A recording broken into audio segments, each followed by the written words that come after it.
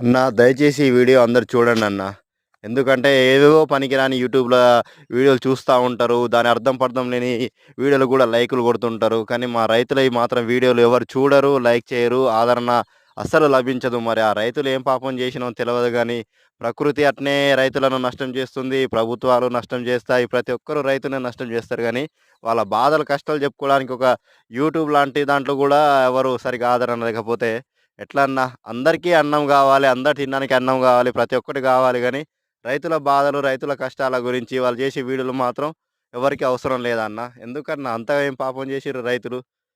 మనకు fast food సెంటర్‌లున్నాయి గదా! బేకరీలున్నాయి. ప్రతి ఒక్కటి అనుకుంటారుగా అన్న. ప్రతి ఒక్క ముడి పదార్థం అన్నీ మన రైతులు పండించిన పంట ద్వారానేగా అన్న వచ్చేటియి. అక్కడ ఏమన్నా మిషన్‌లో, కంప్యూటర్‌లో డౌన్‌లోడ్ చేసేది కాదు గదా!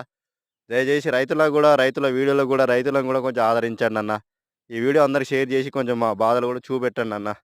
ఇవన్న రైతన్నలకు జర మీరు మాత్రం ఈ పంటలు పండించాలంటే సోలార్ ఫెన్సింగ్ లాంటివి ఖచ్చితంగా పెట్టుకోండన్న. ఎందుకంటే ఈ బాధలు నేను పడ్డ బాధలు గూడా సామాన్య రైతు మాత్రం తట్టుకోలేడన్న. కౌలు తెచ్చి, పెట్టుబడి పెట్టి లాస్ట్‌కు చేతికొచ్చే పంట ఇగో ఒక కోతులు సర్వనాశనం చేసిపోయినాయి.